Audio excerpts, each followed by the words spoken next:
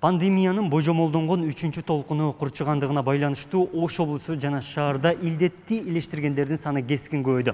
Кызыл зонада бейтаптардын көптүгүнөн улам каланын борборундагы мектеп атайын күндүзгү стационар болуп түзүлдү. Эртең менен эле стационарга кайрылгандардын саны кескин көбөйгөн. Айтсаңыз, ошол эртең менен канча бейтап кайрылды стационардагы абал боюнча, шарттар боюнча? Азыр эми бул абал курчугандыгына байланыштуу биз ошол Ош шаарында Навай мектепти бул күндүзгү стационар деп ачканга туура келди.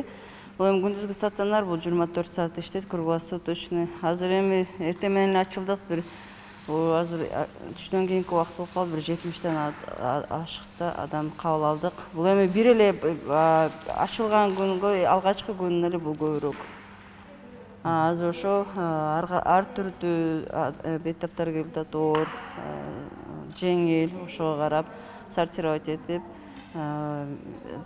дарыгерлердин бардык дарыгерлер бар, кардиологдор бар, терапевттер ошол өздөрүнүн соответствующий леченияларын жазып, ошол жерде жата турган ошол жерде лечение алабыз, анан оор болсо больницага которуп беребиз. Оорунун очогуна айланган балдар инфекциялык ооруканасында бейтаптар үчүн орундуктар толгондон улам бүгүнтөн тарта мектептеги күндүзгү стационар ишин жандантты. 30 койкага 15 кычкылтек концентратору коюлуп, дары-дармек менен камсыздалган. Мектептеги стационар шаардын борборунда болгондуктан реанимация бөлүмү да каралган. Илдеттин оор мезгилинде бейтаптарды комплекстүү кабыл алууга жетиштүү шарт түзүлдү. Ачылгандан тартып эле медициналык кызмат алуу үчүн 70тен ашын бейтап COVID-19 белгиси менен келди. Кайрылгандардын саны өссө 60 орунга кеңейтүүгө мүмкүнчүлүк бар.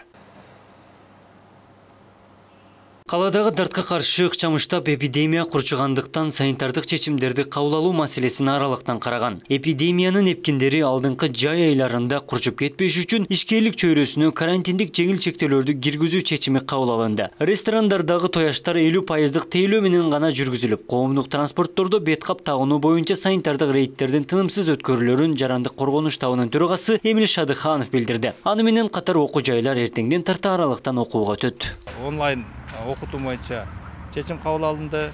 Андан кийин кафелерде, ресторандарда тояштардын өткөзүү боюнча ошого аянтына карап туруп, ошол жерде 50%-пайызга чейин түшүрүү каралды. Мындан сырткары бардык транспорттордо дагы 50%-га чейин түшүрүү, ал жердеги бардык санитардык нормаларды сактоо боюнча иштерди алып баруу каралып кетти.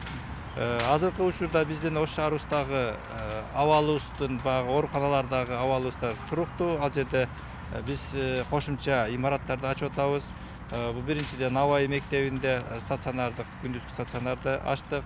Андан кийин ошо биздин балдардын жугуштуу оорулар ооруканасында 3 имаратыбыз бар, 280 орундук.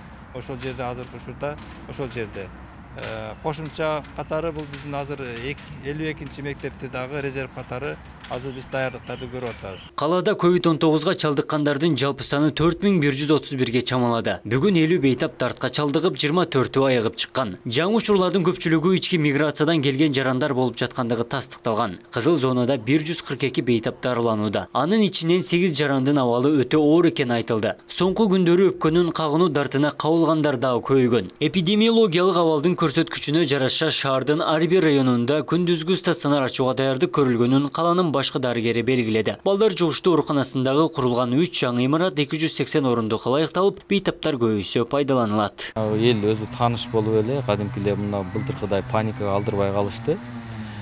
Бирок бул оорунун мындай курч өткөнү, оор өткөнү буну эстен чыгарбашыбыз керек да. Эл бул ооруну сезип, эпидемиологиялык тартиптерди туура сактап, дагы деле ошол нерседен итият болуш керек. Көпчүлүк бар жерге барбаш керек, бет каптарды тагыш керек, анан антисептик туура колдонуш керек. Андан сырткары эми биздин ошол өткөнкү жылдагы болгон окуяларыбызда көптөгөн ушул өзүбүздүн чыгаан жарандарыбыз кол сунуп медицинага жардам берген болчу.